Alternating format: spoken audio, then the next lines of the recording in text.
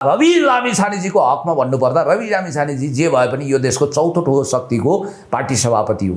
यहाँ त के छ भने चक्रे मिलनको भाषा राम्रो कि दीपक मनाङ्गेजीको भनेर तुलना गर्नुपर्ने बेला आयो के यो देशमा। त्यस खालका पुण्य गौतमहरूलाई आउटसाइडर बनाएर दीपक मनाङ्गेहरूलाई इनसाइडर बनाउने अनि पहिला जान पाम पाम भन्नेहरूलाई नीति निर्णयमा लाने र पुण्य गौतमहरूलाई बाहिर राख्ने काम गर्दा भोलि के हुन्छ भन्ने कुरो त हेर्नुपर्छ। किनभने राजनीतिक संस्कारको हिसाबले छोटो समयमा रविजीले एक खालको व्यक्तित्व बनाउनु भयो। यहाँ त अन्त छोडिदिन लामो घाँटी भएका फोटोकपी मेसिनवालाहरूले पनि त्यो पार्टीमा आफ्नो भविष्य देखेका थिए। त्यो पार्टीको केन्द्रीय समितिमा जाउँला, मेयर बढाउँला, के गरौँला, ती मान्छेहरूको भविष्य सबै सुकाइदिनु भयो। भविष्यको खोलोनी खरेनी सुक्यो। अब महत्त्वकांक्षी युवा जो देश विदेशमा छन्, पढ्न पाएनन् अथवा पढ्ने जाँगर चलेन, ड्रप आउट भए, कलेज बङ्क गरे, तिनीहरूको लागि त राष्ट्रिय स्वतन्त्र पार्टी अब ड्रिम भएन के।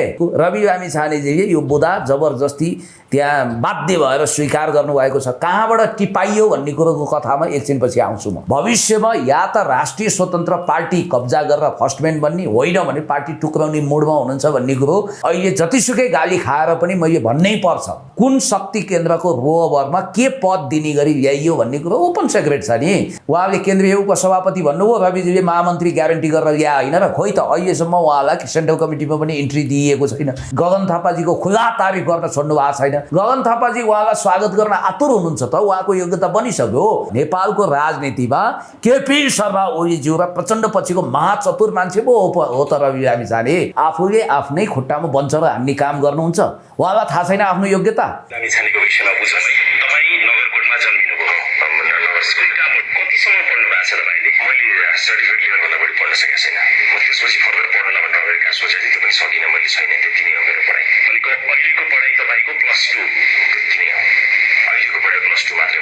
That's all. उहाँकै मुखारबिन्दबाट आएको प्रामाणिक कुरा हो यो। यसमा लिफापोती केही पनि छैन। धन्यवाद छ। रविजीले त्यस्तो ढाँट कुरा त गर्नु भएन नि, जे हो त्यही भन्नुभयो। उहाँलाई यसको निम्ति चाहिँ धन्यवाद छ है। नीतिगत रूपमा क्या बात, स्याबास। राष्ट्रिय स्वतन्त्र पार्टी यो नीति तय गरिदिनु भएकोमा धन्यवाद। रविजीको सबभन्दा चुनिन्दा विश्वासपात्र केन्द्रीय सदस्यहरू पनि अहिले डेन्जर जोनमा हुनुहुन्छ। 75 सालमा एउटा न्युज आएको छ, जिल्ला प्रहरी कार्यालय चितवनका अनुसार भरतपुरबाट मुङ्गेनतर्फ जाँदै गरेको ना 5 ख 3138 नम्बरको बसको ठक्करबाट स्थानीय पैदल यात्री 70 वर्षीय धनमाया गुरुङको मृत्यु भएको छ। ठ्याक्कै गाडी नम्बर मिल्यो। 1,30,000 मासिक भाडा तिरेर चलाउने गाडी नयाँ पनि हुन सक्थ्यो। उहाँहरूले चाहनुभयो भने नयाँ गाडी खरिद पनि गर्न सक्नुहुन्छ, किनभने उहाँहरूलाई पैसाको कमी छैन। स्वर्णिमले यति भित्र समस्या, उनी साधक होइन बाधक बन्ने छन्। रविजीको लागि टेन्सनको विषय उनी हुँदैछन्। रविजी कसैबाट सावधान हुनुपर्छ भने मलाई मेरो दुश्मनहरूबाट होइन मित्रहरूबाट बचाउ भनेको थिएँ नि, हो यही नियम लागू हुन्छ।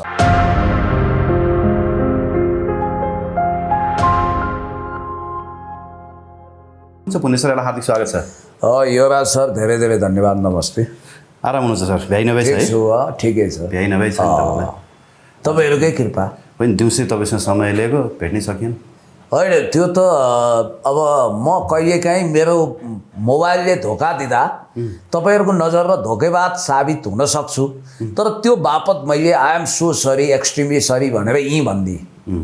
मैले एउटा टिकटक हेरेको थिएँ कि हाम्रो दीपक मनाङ्गे, राजीव गुरुङ उर्फ राजीव गुरुङ होइन, उहाँले के भन्नुभयो भने त्यो केटो ड्राइभर पनि होइन, डक्टर पनि होइन, त्यो के पनि होइन, त्यो सबवेमा पिठो मैदा मोल्ने काम गर्ने केटो हो, म पनि अमेरिका बसेर फर्केको हो, कुनै ठुलो मान्छे होइन भनेर रवि लामिछानेलाई इङ्कित गर्दै एउटा खतरा कुरा उहाँले बोल्नु भएको रहेछ होइन। तपाईँ त खुसी हुनुभयो, तपाईँ त रवि विरोधी मान्छे। अब यो एक धार्नीको टाउको हल्लाउने बेलामा अब 2 तलाको जिब्रो नफड्काउँ। प्रमाण आफै बोल्छ, तथ्य आफै बोल्छ। भिडियो नै हेरिदिउँ न, 1.5 मिनटको छ, त्यसपछि हामी बाँकी कुरा गरौँला। ल एकचोटि हेरौँ त, अलिअलि माइक नजिक। यस्तो अहिले सो काम के छ त? यही त काम। पहिला पो यसो गफसप दिन्थ्यो, अब त्यो पनि दिन नपाउने भयो। अब अहिले दिनेहरू यही हो, हाउसमा जाने गफ दिने हो, बाहिर आएर गफ दिने हो। त्यो मान्छे अलिक चेन्ज हुनुपर्छ। नेपालमा अमेरिकन स्टाइल दिएर हुँदैन। ऊ अमेरिकामा पनि कुनै खतरा साइन्टिस्ट होइन, कुनै डक्टर होइन, कुनै ड्राइभर पनि होइन। त्योभन्दा पनि लो ग्रेडमा काम गरेर बसेको मान्छे धेरै गफ नदिए हुन्छ। कम्पनीको एउटा हुन्छ नि रोल रन कम्पनी सबवे भन्ने हुन्छ तपाईँहरूले सुन्यो होला नि त्यसमा मैदा मोल्ने टाइपको मान्छेहरूले यत्रो ठुल्ठुलो गर्थ्यो नि मैले अमेरिका छोडेँ साइन्टिस्ट भएर छोडेको जस्तो त्यो सिकेर ल अब उहाँले भन्न खोजे यही हो यो सिलसिलामा उहाँले बालेन शाहजीदेखि हर्क साम्पाङ जस्ता जनप्रिय मेयरलाई पनि धज्जी उडाउन छोड्नु भएको छैन। अब पहिलो कुरो त उहाँको भनाइको आशयमा जाउँ, त्यसपछि भाषामा जाउँ। ल भनाइको आशय के बुझियो भने उहाँले भने त ठिकै हो त, सिके राउतहरू जस्तो साइन्टिस्ट भए पो चाहिँ हो ल अमेरिका छोडेर आएँ भन्दाखेरि चाहिँ गर्व गर्नु त। अब सबवेमा हामीले पनि सबवेमै काम गर्दा गर्दा अल्छी लाएर नेपाल आएकै हो होइन, उहाँले पनि अब सबवेमा काम गर्दा गर्दै अल्छी लाएर आउनु भएको त हो नि। होइन होइन यस्तो यो भनाइको मतलब के हो भने उहाँको अभिव्यक्ति पूर्णत उहाँ राजीव गुरुङ हुनुहुन्छ, उहाँ हिजोको दीपक मनाङ्गे होइन भनेर चिनिन चाहनुहुन्छ भने उहाँले जुन भाषा शैली प्रयोग गर्नुभएको छ शरीर त उहाँको राजीव गुरुङको होला अहिले, तर भावार्थ उहाँको आत्मा दीपक मनाङ्गे मडारिरहेको आत्मा हो। त्यसकारण मैले भन्न खोजेको कुरा के हो भने उहाँले जुन ढङ्गले तथ्यहरू राख्नुभयो, भले त्यसमा कतिपय सत्यता होला कतिपय के होला, उहाँले लाखौँ डलर महिनामा आर्जन गर्थे भनेर रविजीले हास्यास्पद तर्क दिनुभयो होला, उहाँका अरू विषयहरू अहिले आउलान्। हामीले जस्तो मलाई कतिले त दुई जिब्रे भइस् भन्छन्, मैले आज कति बेला मुखभरिको जवाब दिएँ, दुई जिब्रा रे 1000 जिब्रा छन् मेरो, यदि सत्य बोल्नुपर्छ भने 1000 जिब्रा भएको शेष राग हुन पुण्य गौतम तयार छ भनी। अनि उहाँहरूले मलाई दही चिउरै भन्नुभयो, मैले उहाँहरूलाई सोधेँ तपाईँहरू चाहिँ दही चिउरा घरमा खानुहुन्छ कि हुँदैन कि पानी चिउरा खानुहुन्छ भनेर सोध्नु पर्यो। अब मैले भन्न खोजेको कुरा के हो भने सत्य कुरा बोल्नुपर्छ, कतिपय सत्य भए पनि सत्य बोल प्रिय बोल। उहाँलाई त राजनीतिको विशेष तालिम चाहिन्छ जस्तो छ भाषा प्रयोग गर्न। युवराज सर तपाईँ मभन्दा उमेरमा हुनसक्छ 1 वर्ष 2 वर्ष कान्छो हुनुहुन्छ होला, त्यसो नभन्नु न 5-6 वर्षै कान्छो सुनिन्छ लो झन् राम्रो हो। मैले कहिल्यै पनि तपाईँलाई भाइ तिमी भन्दिनँ, किनभने तपाईँको योग्यता तपाईँको हैसियत तपाईँको डिग्निटीले मात्रै होइन, मेरो मर्यादा शिक्षा चेतना ज्ञानले तपाईँलाई सम्मान गर्न मलाई अराउँछ। मेरो संस्कृति नै त्यही हो, मेरो पारिवारिक विरासत। तपाईँ पनि त्यस्तै हुनुहुन्छ। तपाईँलाई यो देशका बडे बडे प्रधानमन्त्री राष्ट्रपति भइसकेका मान्छेले पनि युवराजजी भन्नुहुन्छ, तपाईँ भन्नुहुन्छ। अब उमेरमा रविजी उहाँभन्दा भाइ दाइ के हुनुहुन्छ जोखाना कुण्डली हेरेको छैन, केही जुदाएको छैन, तर उहाँले तथ्यहरू राख्ने क्रममा त्यो भाइ त्यो त्यो त्यो ठुलो कुरो गर्छ, त्यो उता यसो आवारागर्दी गर्दै हिँडेको साधारण केटो हो, यहाँ आएर ठुला कुरा गर्छ, अमेरिकन स्टाइल दिनु भयो भने यसो रोल मेसिनमा त्यो रोटी बेल्ने काम गर्थ्यो आदि इत्यादि, मभन्दा लो ग्रेडमा काम गर्थ्यो, ड्राइभर पनि होइन भन्नुभएको छ, त्यसरी हेप्नु भएको छ। मैले उहाँलाई यो कुरा भनिरहँदा तर ममा भनेको छु त, मैले त शिष्टाचार लाउड हुन सक्छु, म ठुलो आवाजमा बोल्न सक्छु, तर मैले मेरो मर्यादा शिष्टता भङ्ग गर्न मिल्दैन। रविजीको पनि मैले धेरै ठाउँमा के देखेको छु भने उहाँको पोलिटिकल शिष्टाचार छ है, पछि राजनीति सिके पनि राजनीतिमा चाहिँ दीपक मनाङ्गेजी सिनियर होला फेरि, किनभने उहाँ अलि अगाडि प्रवेश गरे रहेछ। रविजीले त आज 1 वर्ष लगभग हुन थाल्यो नि त राजनीति जोइन गरेको। भनाइको मतलब मैले भन्न खोजेको कुरा के हो भने उहाँले अमर्यादित असंसदीय भाषा प्रयोग गर्नुभयो, जबकि उहाँ माननीय सांसद र पूर्व मन्त्रीको पनि स्ट्याटस बनाइसक्नुभयो। माधव नेपालज्यूले 4 दिन अगाडि एउटा भाषण गर्नुभयो, हामी जस्ता मान्छे जो थोपो रक्सी पिउँदैनौँ उहाँलाई जड्या जस्तो भयो, तर ठमेलमा बियर बार सञ्चालन गर्ने मान्छे उहाँले त इमान्दार मान्छेको कोटीमा राख्नु भएछ। उहाँले 4 दिन अगाडि माधव नेपालजीले कसरी भाषण गर्नुभयो थाहा छ? नेकपा समाजवादी भनेको इमान्दार मान्छेहरू, जाँड रक्सी नखाने, मदिरा सेवन नगर्ने, चेलीबेटीलाई इज्जत गर्ने, सम्मान गर्ने, गुण्डागर्दी नगर्नेहरूको पार्टी हो भन्नुभएको 4 दिन पछाडि सबभन्दा इमान्दार मान्छेको रूपमा राजीव गुरुङ उर्फ दीपक मनाङ्गेजी भित्रिनुभयो। बहुत चलाखीपूर्ण तरिकाले भित्रे। कहिलेकाहीँ के हुँदो रहेछ भने लाटो लड्छ 1 बल्ड्याङ, बाटो लड्छ 10 बल्ड्याङ, प्रदेशको मन्त्री पनि खान पाउनु भएन। त्यही खान गएको तर पाउनु भएन। सायद उहाँको मनभित्र एक खालको कुण्ठा थिग्रिएको छ र रवि लामिछानेजीको हकमा भन्नुपर्दा रवि लामिछानेजी जे भए पनि यो देशको चौथो ठुलो शक्तिको पार्टी सभापति हो, डेपुटी प्राइम मिनिस्टर हो, होम मिनिस्टर हो, प्रोटोकलमा पनि उहाँभन्दा माथि, उहाँले त नमस्कार गर्नु पर्थ्यो। एउटा कुरा नि म यहाँ के जोड्छु, दीपक मनाङ्गे जनजातिको छोरो होइन, तपाईँहरू जस्तो अब ब्राह्मणको छोरा भए पो अब ज्यू हजुर लगाएर बोल्न उनले जान्नु, एउटा कुरो त्यो भयो।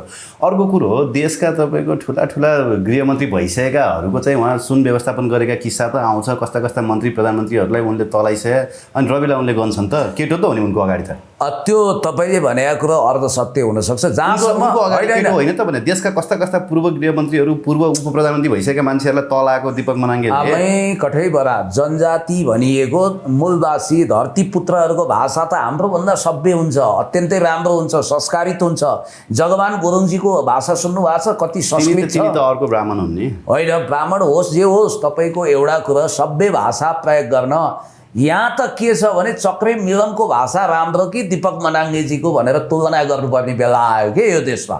नम्बर 1। नम्बर 2 मैले भन्न खोजेको कुरा के हो भने उहाँले यी तथ्यहरू राखिरहँदा एउटा कुरा उहाँले त इतिहास सम्झाउनु भयो, इतिहास सम्झाइदिया हो नि, रविजी के हुनुहुन्थ्यो भनेर इतिहास सम्झाएपछि एकचोटि मलाई उहाँको इतिहासतिर फर्किन मन लाग्यो। निकट अतीतमा एकजना भविष्यमा सचिव हुन सक्ने अत्यन्तै राम्रो छविको कर्मचारीमाथि थप्पड लगाउने काम भयो।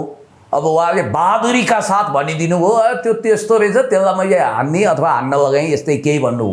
त्यसपछि बिचरा उहाँ न ससुराली जान सक्ने न मावली जान सक्ने डिप्रेसनमा पर्नुभयो। धन्न म त्यतिखेर जिल्लामा हुँदा बुलन्द आवाज गरेको, पछि फोन गर्नुभयो, तपाईँले मलाई डिप्रेसनबाट जोगाउनु भयो, बोलिदिनु भयो, धन्यवाद भन्नुभयो। सायद उहाँ अहिले उपसचिव सहसचिव के हुनुहुन्छ। कति अनि ठुल्ठुला नेताहरूलाई त थप्पड हानिसक्यो होला नि दीपक मनाङ्गेले। अब भित्र त के गरे, कसको थप्पड खाने वा हान्ने काम गरे होला नि, बेग्लै कुरा हो। कसको पैसा व्यवस्था देशभक्त बर्दिवाल नेपाल प्रहरीको समेत हुर्मत किन वा चुक्नुहुन्न, अरूको त कुरै छोडिदिउँ, कटाक्ष गर्नुहुन्छ। अनि अर्को कुरो तपाईँलाई मैले भनिदिइहालौँ, त्यतिखेर उहाँले तपाईँहरूकै पार्टी पनि त लालायत थियो त दीपक मनाङ्गेलाई टिकट दिनको लागि। दीपक मनाङ्गेज्यूको नाम लिएर मलाई थर्काए त्यतिखेर। र याद गर्नु होला यो एमाले टिकट दिए होइन चुनाव लड्नलाई, आलोचना भए पछाडि एमाले पनि त्यो बहुत राम्रो काम गर्यो भनेको छु त मैले। गल्तीलाई गल्ती भन्नु पर्यो नि। त्यस खालका पुण्य गौतमहरूलाई आउटसाइडर बनाएर दीपक मनाङ्गेहरूलाई इनसाइडर बनाउने अनि पहिलाजना पाम पाम भन्नेहरूलाई नीति निर्णयमा लाने र पुण्य गौतमहरूलाई बाहिर राख्ने काम गर्दा भोलि के हुन्छ भन्ने कुरो त हेर्नुपर्छ। किनभने हामी संस्था बचाउन लाग्छौँ, जननेता कमरेड मदन भण्डारी। अब मैले के बुझेँ भने अहिले राष्ट्रपालले एउटा निर्णय के गरेछ भने मास्टर्स पास भएकोलाई मात्रै विभागीय सदस्य बनाउने, केन्द्रीय विभागको सदस्य बनाउने भन्ने कुरा आएछ। तपाईँ त झन् पिएचडी स्कलर होइन, पिएचडी अब कहिले हुने हो थाहा छैन, कहिले ग्रेजुएट हुने हो थाहा छैन होइन। अब सर्टिफिकेट मात्रै नपाएको भन्नुभएको थियो तपाईँले, अब कहिले पाउनुहुन्छ। अहिले त राष्ट्रपति पनि चेन्ज हुनुभयो, सायद निकट भविष्यमा लिनुहुन्छ होला। तपाईँको भाषा अनुसार चाहिँ के लाग्यो भने अब राष्ट्रपति ठ्याक्कै छिरिहाल्नु खोज्नुभयो जस्तो लाग्यो त, तपाईँले त टोनै चेन्ज गर्नुभएको छ। होइन नि, हो त होइन, तपाईँले यसरी मूल्याङ्कन गरिदिनु भएन।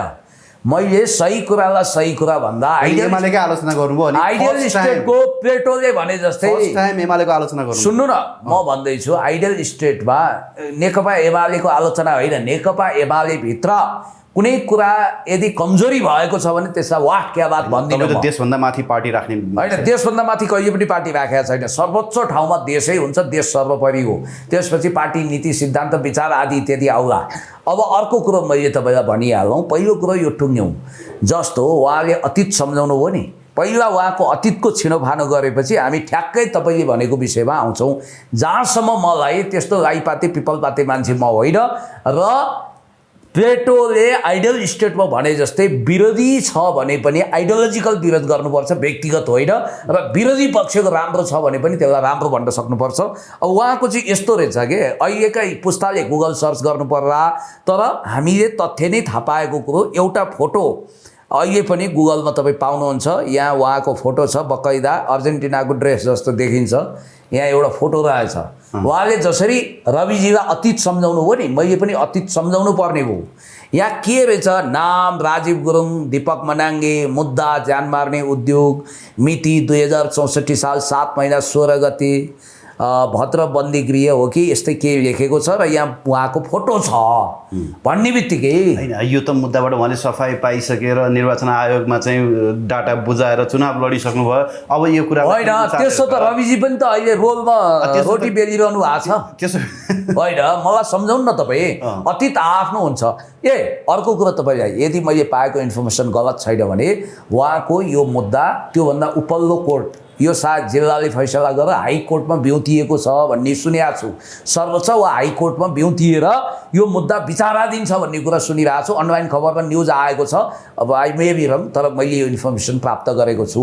यति भनिसकेपछि अब नेता बन्ने योग्यता भनेको ठमेलमा बियर बार सञ्चालन गर्ने हो कि हप्ता उठाउनु पर्ने हो कि रविजीले नेता बन्नको लागि डनगिरी गर्नुपर्ने हो कि डन आर्ट डन शैलीमा हिँड्नुपर्ने हो कि अथवा के गर्नुपर्ने हो थाहा छैन। तर राजनीतिक संस्कारको हिसाबले छोटो समयमा रविजीले एक खालको व्यक्तित्व बनाउनु भयो। अब जहाँसम्म केन्द्रीय समिति सदस्यको कुरा गरौँ, ब्लू बसको अलिकति चर्चा गरौँ र बिट मारौँ। अब केन्द्रीय समिति सदस्य होइन कि केन्द्रीय विभाग सदस्यको लागि अथवा केन्द्रीय विभागका पदाधिकारीको लागि केन्द्रीय समितिमा त +2 नै पास नगरेका छन् नि। होइन, केन्द्रीय समितिमा त मास्टर्स योग्यता राख्यो कि 3 जना भन्दा बढी केन्द्रीय समिति सदस्य नै नहुने अवस्था छ अरे। मैले सुनेको कति हो, शिशिर खनालजी, मनिषजी केन्द्रीय समिति सदस्य हुनुहुन्छ होइन, मनिष झाजी र अरू 1-2 जना हुनुहुन्छ होला, 4-5 जना मुस्किलले। खुद यो योग्यताले फेरि सबै कटनी छटनी हुनाले स्वर्णिमजीलाई नै ल्याउनुपर्ने आवश्यकता बन्छ त्यहाँ। अब म तपाईँलाई एउटा कुरा भन्छु, कुरा ब्लू बसबाट सुरु गर्ने कि यो योग्यताबाट? योग्यताको कुरा उठाइसक्नु ल। अब यो भनेको के हो भने अब अहिले उहाँले मेरिट तोक्नुभयो। धन्यवाद रविजी, फेरि सुन्दा आश्चर्य लाग्यो तपाईँलाई। तपाईँले ठिक निर्णय गर्नुभयो। यही कुरो नेकपा एमाले अब पछ्याउनुपर्छ। यो कुरा काङ्ग्रेसले पनि पछ्याए राम्रो, यो सही निर्णय हो। किनभने पढे लेखेको इमान्दार मान्छे अब पार्टी राजनीतिमा, केन्द्रीय राजनीतिमा स्थापित हुनुपर्छ। ट्यापे मुन्द्रे गजडी भङ्सिया पैसा मनी मसल्स मासको आधारमा लिडर बन्ने दिनको अन्त्य गर्नुपर्छ भनेर जो नीतिगत वैधानिक रूपमा उहाँले सुरुवात गर्नुभएको छ, दस्तावेजमा लेख्नु भएको छ, विधान तर्जुमा गर्नुभएको छ, त्यसको लागि यो नेतृत्वलाई धन्यवाद। भले यसको मकसद र यसको भविष्य दृष्टि अलग होला, अन्तर्दृष्टि अलग होला, तर यो किन पनि ठिक छ भने मैले त यो आवाज रविजीहरूले भन्दा अगाडिदेखि उठाएको हो नि। मैले चाहिँ भने के थिएँ भने if you want to be parliamentarian you should complete your bachelor degree. कमसेकम यो नीति लागू गरौँ। उहाँहरूले एउटा मेरिट राखिदिनु भयो, मेरिटोक्रेसी तय गर्नुभयो। संविधानमा ल्याएको त थियो नि, केपी ओलीले नमानेको भन्ने कुरा आयो। होइन अब संविधान निर्माताका यो कुरा बहसमा आएको थियो नि, तपाईँलाई याद छ? आएको थियो। कसले मानेन त? होइन, त्यो अतीतका कुराहरू कसले मानेन भन्ने कुरोमा त त्यतिखेर महासचिव को हुनुहुन्थ्यो, अध्यक्ष को हुनुहुन्थ्यो पार्टीको, उहाँले मान्नु भएन भन्ने कुरा तपाईँले बुझ्नु पऱ्यो। संविधान जारी हुने बेला झलनाथजी त्यसको पार्टीको सुप्रिमो हुनुहुन्थ्यो, त्यसकारण उहाँले गर्ने निर्णय हो। माधव नेपालजी शक्तिशाली चेयरमा हुनुहुन्थ्यो। खैर यो ककलले मान्नुभयो, ककलले मान्नु भएन, यो कुरा छोडिदिउँ। अब यो कुरा महत्त्वपूर्ण छ र यो नीतिगत रूपमा ठिक छ है, तर यसले असर चाहिँ आत्मघाती कल्ला हुने भयो, रविजीलाई हुने भयो। काहीँ नभएको जात्रा हाँडी गाउँमा लगाउनु त रविजीलाई पनि मन थिएन। यसले दुईटा काम गर्ने हो क्या सर। कस्तो यो चलाकीपूर्ण डिजाइन रहेछ भने नि यो निर्णयको पछाडि यो चाणक्य भन्दा पनि मेकियावेली भन्दा पनि अथवा द प्रिन्स लेख्ने मेकियावेली वा रबर्ट ग्रीन भन्दा पनि खुङ्खार दिमागको उपज हो। यसले के गरिदिनु भयो थाहा छ तपाईँलाई?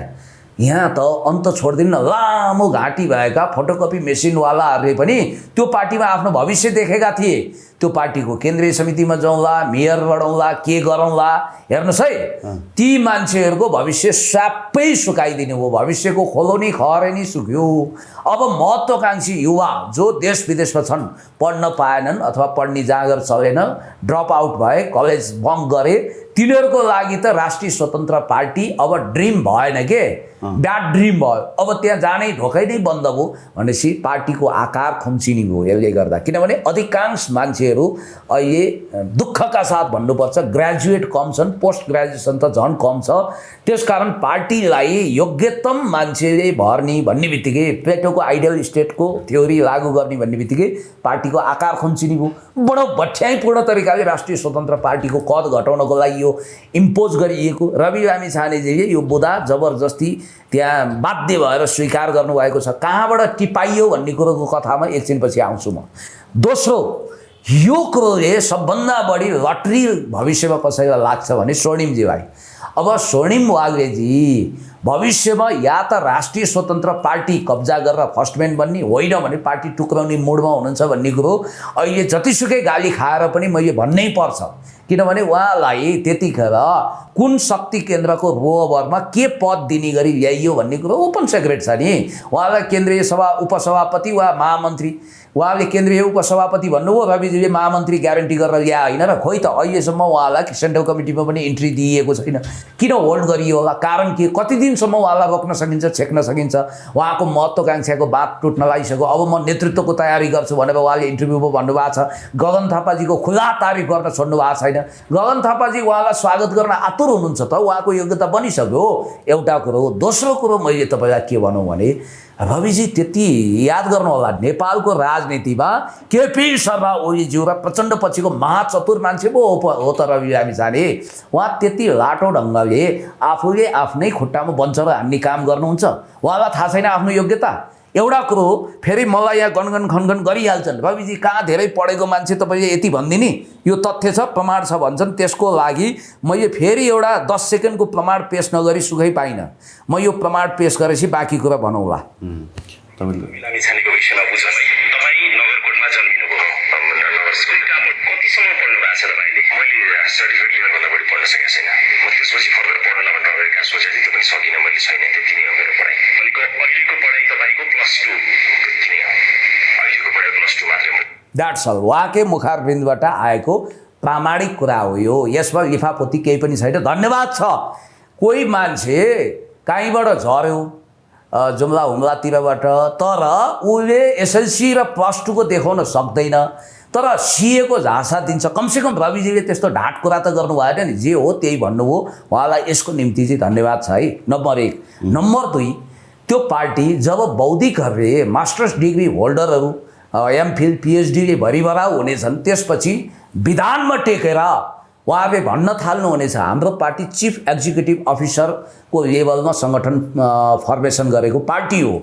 हाम्रो पार्टीले त्यो परिकल्पना गरेको छ भने कुनै पनि ब्याङ्कको सिइओ कहिले पनि म्यानेजरभन्दा कम योग्यताको हुँदैन। Point to be noted. याद गर्नु होला, अफिसर कहिले पनि सचिवभन्दा बढी योग्य हुँदैन, सचिव नै बढी योग्य हुन्छ भन्ने एउटा मान्य सिद्धान्त छ। राजनीतिक आदर्श, राजनीतिक नैतिकता र भोलि वैधानिक हिसाबले पनि रविजीलाई जवाफदेही बनाउन, विवादमा तान्न र उहाँलाई भोलि कु गर्नको लागि यो कुरा सहायक सिद्ध हुनसक्छ।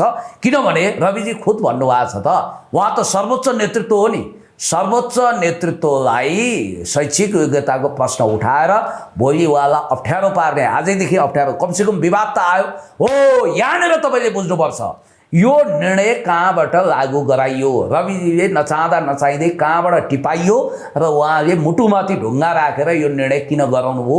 नम्बर 1 यसमा जानुहोस्। दोस्रो, आज विभागमा कुरा आयो, भोलि केन्द्रीय कमिटीमा आउँछ। उहाँहरूले त तलसम्म पनि यति योग्यता तय गरिसक्नु हो भन्ने बित्तिकै प्रिन्सिपल चाहिँ +2 अनि त्यसपछि त्यहाँ पढाउने सामान्य लेक्चर चाहिँ मास्टर्स पिएचडी एमफिल हुन्छ र?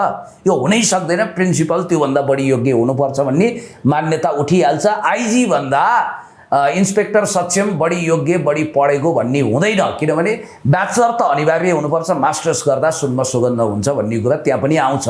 भन्ने बित्तिकै मेरिट किन तय गरियो? यो एक हिसाबले अभिभावक जस्तो भए पनि ठिक निर्णय छ।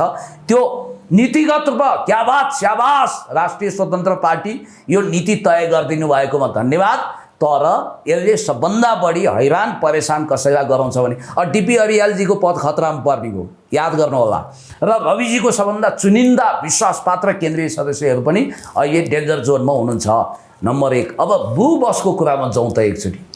के हो यो ब्लू बसको कुरा चाहिँ? होइन, यो अचम्मको कुरा के छ भने नि, रविजी यस्ता फन्डा गर्ने कुरामा रुचि राख्नुहुन्न। मैले भित्रबाट बुझेसम्म उहाँले कुनै दिगो सेवा गरौँ भन्ने चाहेको रे है। अनि तपाईँले रविजीको चाहिँ के भन्छ सपोर्ट गरे जस्तो गरेर विरोध गरे हो कि होइन? रविजीको सपोर्ट गरेर चाहिँ उतै जानु खोजेँ? होइन, म उहाँको अन्धभक्त होइन। सुन्नु न, त्यस्तो होइन के। मैले त्यस्ता इरादा र अठोट राख्थेँ भने मैले तपाईँको भाषा यहाँ लिपापति भाषा प्रयोग तपाईँको उहाँको पुरै छुट्टै पर्दैन थियो। प्याराडाइम शिफ्ट भयो त्यस्तो केही छैन। अघि आफैले भनिसक्नुभयो दही चिउरे त के भन्ने ए बाबा दही चिउरे भने त दही चिउरा खानेलाई दही चिउरे भन्ने हो, पानी चिउरा खानेलाई पानी चिउरे भन्ने त त्यसलाई टोनालिटी नै चेन्ज भयो होइन नि, केही पनि भएको छैन। तपाईँले डाइलेक्टिक मेटेरियलिजम अथवा द्वन्द्वात्मक भौतिकवादमा ब्ल्याक एन्ड व्हाइट मात्रै हुँदैन, ग्रे जोन पनि हुन्छ, ठिकलाई ठिक भन्ने गलतलाई गलत भन्ने। यो कुरोमा जस्तो भौतिकवादै सिद्धे लाग्छ लाग्यो म त पुण्य ए बाबा यो देशमा कन्स्पिरेसी थ्योरीबाट जब मान्छेहरू चलिरहेका छन् भने त्यसको खण्डन वा त्यसको समीक्षा गर्नु पनि तपाईँ कन्स्पिरेसी थ्योरीलाई पहिल्याउनु पर्छ। मैले यो कुरा किन भने यो गाडी चलाउनु पर्छ, यसरी लोकप्रियता हासिल गर्नुपर्छ भन्ने पहिलो प्रस्ताव किन स्वर्णिमजीबाट आयो? यहाँ जानुहोस् तपाईँ, स्वर्णिमजीबाट यस खोज्नुहोस् न तपाईँ, खोज पत्रकार तेरिका मलाई थाहा छ, मसँग तथ्य छ। अब एउटा कुरा, अनि यो गाडी नम्बर सेतो पार्टीमा उहिले निस्किएको, जस्तो न्युजहरू 10,000 20,000वटा हुन्छ त्यहाँ, यो न्युज फ्याट्टै निकाल्ने, त्यो पनि 5 मिनटभित्र निकाल्ने, त्यो गाडी नम्बर सहित निकाल्ने काम कसले गर्यो होला? त्यो विवादास्पद ज्यानमारा गाडी जसको बारेमा एउटा न्युज प्रष्ट रूपमा 75 सालमा निस्किएको छ। तपाईँलाई त्यो गाडीको बारेमा बताइसकेपछि म थप कुरामा जान्छु। ल यहाँ सुन्नुहोस्, ल सुन म भन्छु मेरो राम कहानी भने जस्तो एउटा कुरो, यो गाडीको विषयमा सेतो पार्टीमा 75 सालमा एउटा न्युज आएको छ। जिल्ला प्रहरी कार्यालय चितवनका अनुसार भरतपुरबाट मुङ्गेनतर्फ जाँदै गरेको ना 5 ख 3138 नम्बरको बसको ठक्करबाट स्थानीय पैदल यात्री 70 वर्षीय धनमाया गुरुङको मृत्यु भएको छ। अनि ना 5 ख 3138 नम्बरको यो गाडी ठ्याक्कै गाडी नम्बर मिल्यो। 1,30,000 मासिक भाडा तिरेर चलाउने गाडी नयाँ पनि हुन सक्थ्यो। उहाँहरूले चाहनुभयो भने नयाँ गाडी खरिद पनि गर्न सक्नुहुन्छ, किनभने उहाँहरूलाई पैसाको कमी छैन। एउटा केन्द्रीय सदस्यबाट उहाँहरू वार्षिक 1 लाख रुपियाँ लिनुहुन्छ, प्रशिक्षणमा पनि पैसा उठाउनुहुन्छ। त्यो धनीहरूको क्लब भइसक्यो, गरिबहरू त्यहाँ नेता बन्ने गुन्जाइस छैन भनेर रोइ कराइ गरिरहेका छन् न्यून आर्थिक सङ्कट हुनेहरूले। अब अर्को कुरो तपाईँलाई भन्छु, यहाँ अचम्मको कुरा त के रहेछ भने, यो धेरै व्याख्या नगरौँ, अमेरिकन नेसनल फ्रिडम पार्टी र राष्ट्रिय स्वतन्त्र पार्टीको लोगो, झन्डा, घन्टी चिन्ह, चर्चको घन्टी आदि इत्यादि सेम टु सेम छ भनेर फेरि व्याख्या गरिरहनु परेन। यो ब्लू बस भन्ने कुरा नि अमेरिकन राष्ट्रिय स्वतन्त्र, अमेरिकन नेसनल फ्रिडम पार्टीले त्यहाँ जर्ज सोरेजको फन्डिङमा चलाएको बस रहेछ। त्यहाँ पनि यसै गरी निःशुल्क चलाइएको रहेछ। जर्ज सोरेजको फाउन्डेसन त्यही फाउन्डेसन हो जसले युगोस्लाभिया टुक्राउने बेलामा यो अमेरिकन नेसनल फ्रिडम पार्टीलाई प्रोपोगान्डाको लागि युज गरेर करोडौँ डलर फन्डिङ गरेको रहेछ। र भनिन्छ चुनावताका रविजीहरूलाई सहयोग गर्ने यही फाउन्डेसन यहाँ सक्रिय भएको थियो। र कतिले फ्रेन्चाइज पार्टी पनि भने, अमेरिकी राष्ट्रिय स्वतन्त्र पार्टीको नेपाल शाखा पनि भने। ठ्याक्कै उहाँ ब्लू बस रोमनमा अङ्ग्रेजीमा लेखियो, यहाँ नेपालीमा लेखियो, फरक यति मात्रै हो, सेम कलर सबै। अब रविजी जस्तो महाचतुर मान्छेलाई एउटै कलर एउटै बस सञ्चालन गर्न मन छ, तर गरियो। अनि त्यही बस जो ज्यानमारा छ, यो बसको बारेमा चर्चा हुनासाथ रविजीलाई एट्याक गरे कि गरेनन्? उहाँलाई त यसरी काम गराइँदैछ कि असफल हुने कामतर्फ मात्रै धकेल्ने काम कुन शक्ति केन्द्रले गर्यो? रविजीलाई विवादमा तान्ने, रविजीलाई विभिन्न खालको यो विवादास्पद कुराहरूमा कन्ट्रोभर्सीमा हाल्ने, अनि लागू हुन नसक्ने स्किममा तान्ने काम जसले गरेको छ हो, त्यो निर्णय रविजीले बुझेर पनि काट्न सक्नु भएको छैन। त्यो कतैबाट टिपाइएको निर्णय हो। अब दुईटा कुरा हुन्छ, स्वर्णिमजीलाई उहाँले कहिलेसम्म रोक्न सक्नुहुन्छ? अब या त उहाँले स्वर्णिमजीलाई शक्तिशाली कार्यकारी बनाएर, सेकेन्ड म्यान बनाएर त्यो पार्टी अगाडि बढाउन सक्ने अवस्था बनाउनुहुन्छ, होइन भने स्वर्णिमले यतिभित्र समस्या, उनी साधक होइन बाधक बन्नेछन्। रविजीको लागि टेन्सनको विषय उनी हुँदैछन्। र मैले अघि नै भने, मलाई अहिले तपाईँहरू जति पनि गाली गर्नुहोस्, ल छिची दूर गर्नुहोस्, यो कालो क्यामेराले कैद गरेको छ। याद गर्नुहोला, अहिले जनताले आशा र भरोसा गरेको रविजीलाई बाहिर कसैले आलोचनाले सिद्धाउन सक्दैन। त्यहाँ या त स्वर्णिमले त्यो पार्टीको फर्स्टम्यान भएर पार्टी कब्जा गर्छन्, किनभने नीति त पास गराइसके, जम्मै मास्टर्स हुनुपर्ने भनेर, पिएचडी मास्टर्स एमफिलको कन्सेप्ट ल्याइसके। अब त्यो सकेनन् भने पार्टी टुक्राएर उनलाई स्वागत गर्न त गगन समूह हातमा फुलमाला लिएर बसिसक्यो। त्यसकारण यो खतराको घन्टी कहीँबाट बज्यो भने स्वर्णिम वाग्ले र त्यो कम्पनीबाट बज्यो रविजी कसैबाट सावधान हुनुपर्छ भने मलाई मेरो दुश्मनहरूबाट होइन मित्रहरूबाट बचाउ भनेको थिएँ नि हो यही नियम लागू हुन्छ ल बधाई छ तपाईँलाई थ्याङ्क यू बधाई होइन जे होस् बधाई छ नि मैले बधाई त लिनै पर्ला होइन अब कस्तो बधाई दिनु हो बधाईको विषयमा पछि छलफल गरौँला तपाईँको यो रहस्यमय बधाईको लागि धन्यवाद थ्याङ्क यू